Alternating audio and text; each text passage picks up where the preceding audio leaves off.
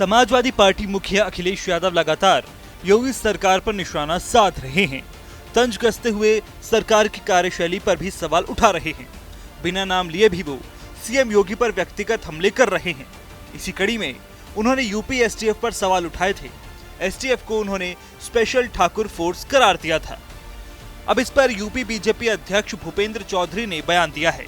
उन्होंने कहा कि अखिलेश यादव को अनुभव है, उनकी सरकार में एक जाति विशेष के लोग अराजकता करते थे। उनके समाज के लोग माफिया समाज का हिस्सा बनते थे। पूरा प्रदेश दंगाइयों के हवाले था। अखिलेश यादव कह रहे हैं कि पूरी मशीनरी पर जात विशेष के लोगों का बोलबाला है, एसटीएफ को स्पेशल ठाकुर फोर्स कर रहे हैं। अब उन्हें अनुभव है अपना, जिस प्रकार से उनकी सरकारों के समय एक जाति विशेष के लोग किस प्रकार की अराजकता करते थे, किस प्रकार के उन माफिया राज का एक भाग उनके समाज के लोग बनते थे और पूरा प्रदेश दंगाइयों के हवाले था।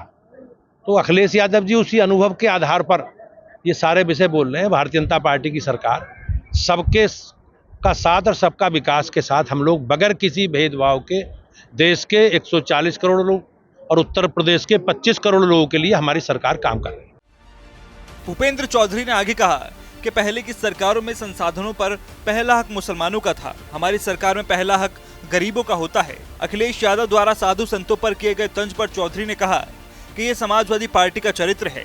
समाजवादी पार्टी ने हमेशा सनातन धर्म को कलंकित करने का काम किया है। ये समाजवादी पार्टी का चरित्र है। समाजवादी पार्टी ने हमेशा सनातन धर्म को कलंकित करने का काम किया।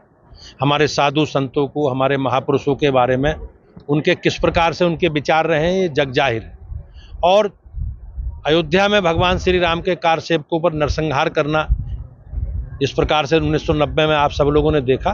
तो समाजवादी पार्टी का चरित्र हिंदू विरोधी है। उनका हिंदू विरोधी चरित्र उनके बयानों में भी और उनके स्वभाव में भी कहीं ना कहीं प्रदर्शित होता है। यूपी बीजेपी अध्यक्ष ने कहा कि हमारे साधु संतों के प्रति इनके किस प्रकार के विचार हैं, ये जग जाहिर है।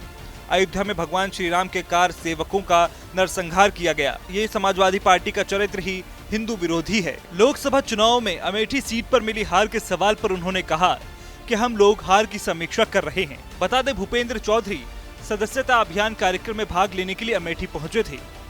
हालांकि इससे पहले अखिलेश यादव ने शुक्रवार को भाजपा पर फिर हमला बोला था। उन्होंने कहा था कि यूपी के अपराधी कहीं नहीं गए हैं, उनका भाजपाईकरण हो गया है। क्राइम और लॉ एंड ऑर्डर पर भाजपा सरकार का दावा फेल है। प्रधानमंत्री के संसदीय क्षेत्र में अपराधियों ने साधु की सरेआम हत्या कर दी।